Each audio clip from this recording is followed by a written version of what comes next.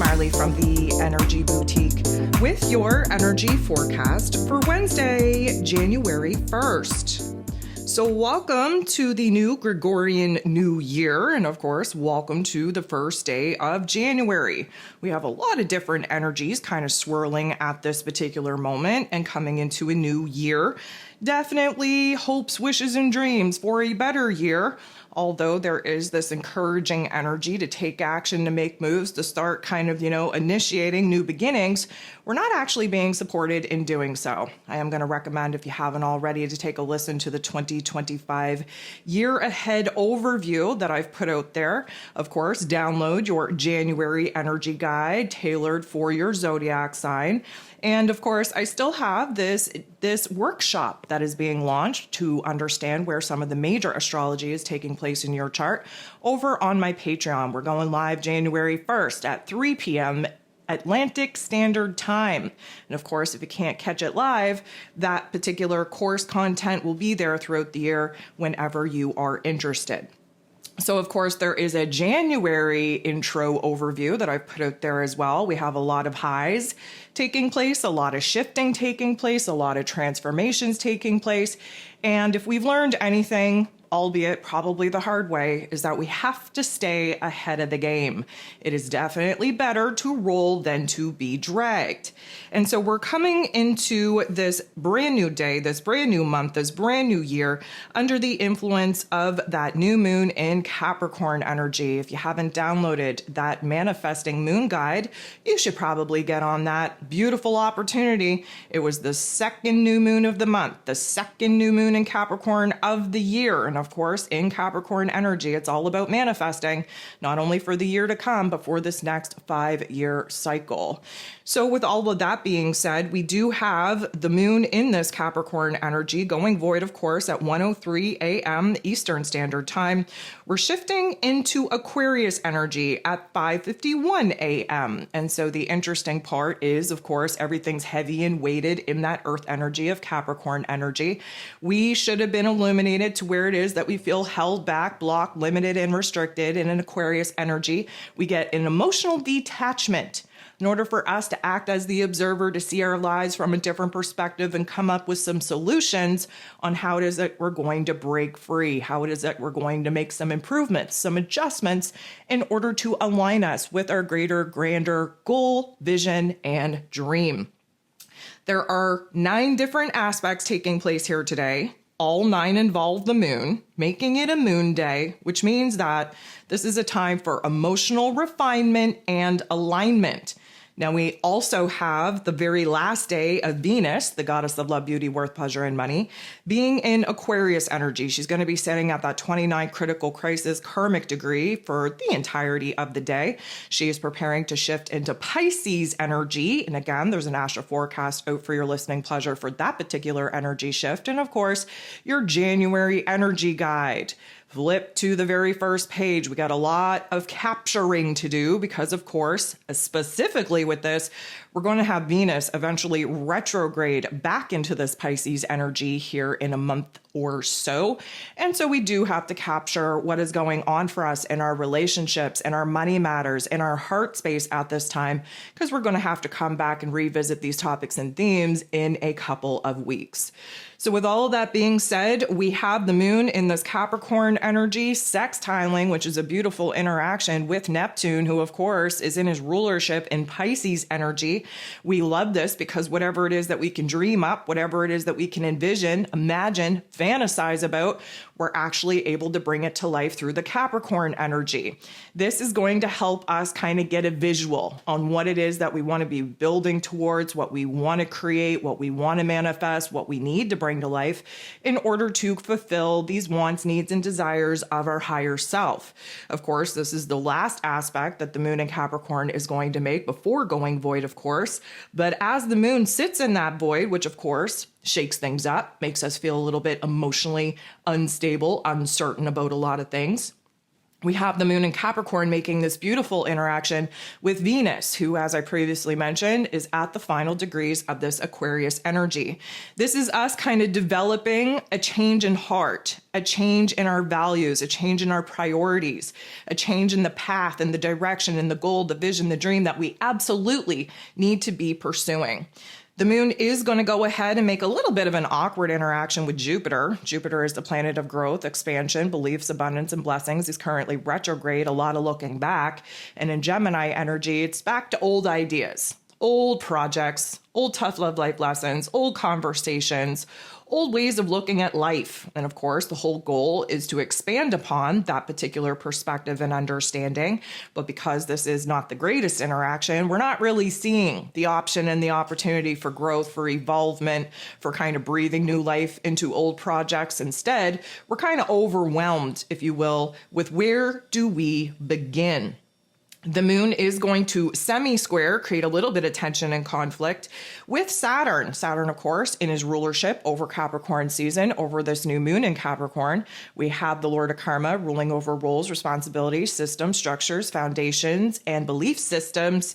Here in the Pisces energy, trying to dissolve those old foundations and structures, dissolving the old dream, the old belief system, the old ways of going about things. And of course, the semi-square is a tension, it is a conflict. And right now, again, we are futuristically focused on what we want to build and create. That's that Capricorn energy, long-term goals and ambitions and dreams and projects. While Saturn, of course, he's still in the death and destruction cycle. He needs to wrap things up in this Pisces energy, closing out a 30-year cycle before we can even think about building anything new, initiating anything new, creating anything new for our future selves. 5:51 a.m. Eastern Standard Time. The moon is shifting into Aquarius energy. We're definitely going to feel that shift. We're moving up into an air energy, again, emotionally detaching us from our situation and circumstance so that we can act as the observer, see the greater, grander picture, and from that, see where we have room for improvement. We sit in this particular energy for a couple of hours. We do have the very first aspect taking place between the moon and Aquarius, sextiling, which is a beautiful interaction with that North Node in Aries energy. That North Node is trying to get us to think about the future, trying to get us on the right path, trying to get us in alignment with our soul's mission, with our soul's purpose, with the potentiality of what this particular Earth plane quest could actually mean for us. Now, this is air and fire. They're working together. We love this. This is a spark, a fire, a flame. It's igniting a new passion, new creative solution, new perspective, if you will, on where it is that we want to move forward from here. 7:45 a.m. Eastern Standard Time, the moon in Aquarius is going to come up to bump into conjunct Pluto. Pluto's the great transformer. He's been in this Aquarius energy since November 19th, permanently sitting there until 2044. This is a conjunction, which means that there's just as much of an ending as there is a beginning. The ending, of course, is 2024. The ending, of course, is the heaviness, the weight, the serious, the somberness that we've been sitting in. Trying to get rid of the junk, trying to get rid of the gunk. Here's the thing, the beginning is empowering. It's us bossing up. It's us understanding that where it is that we want to go from here is going to require different movements, different actions, a different version of self. This is definitely intensifying our goals, our ambitions, our dreams, our visions for the future, and really kind of just, again, intensifying this power and control energy that we need to rise up into to feel competent enough, capable enough of actually being the creator of our realities. Of course, the moon in this Aquarius energy going to directly oppose and sit across from Mars.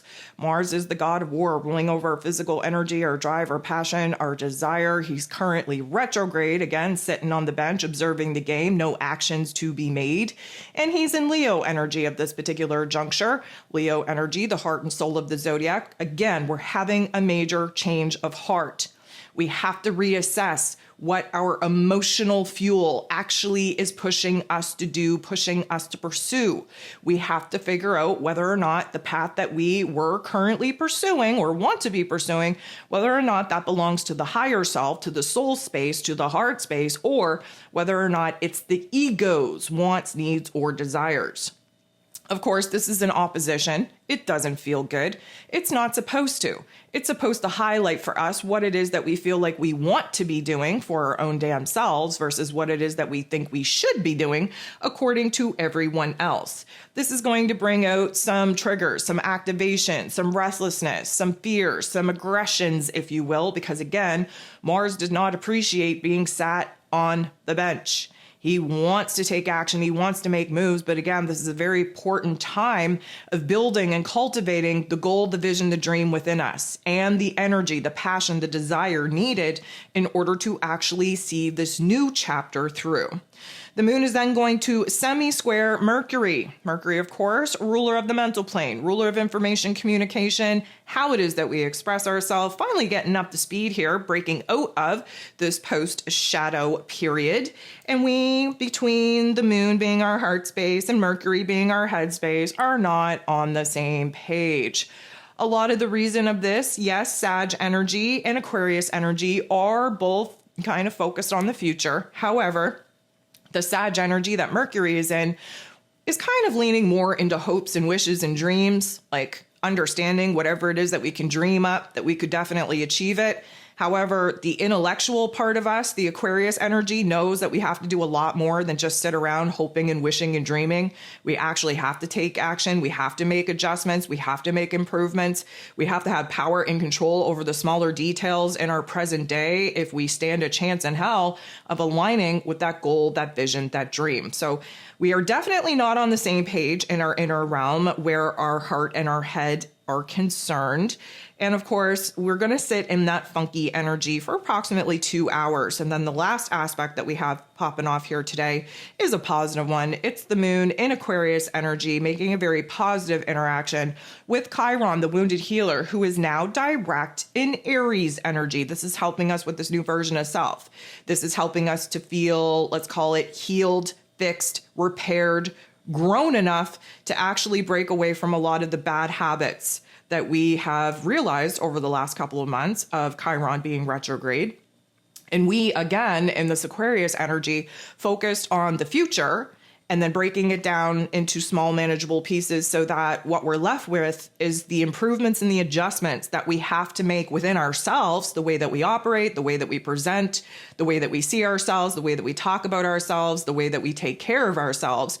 We have to be a different version of self to be the vibration and frequency that matches the goal, the vision, the dream that, again, we're anxiously wanting to manifest and wanting to pursue.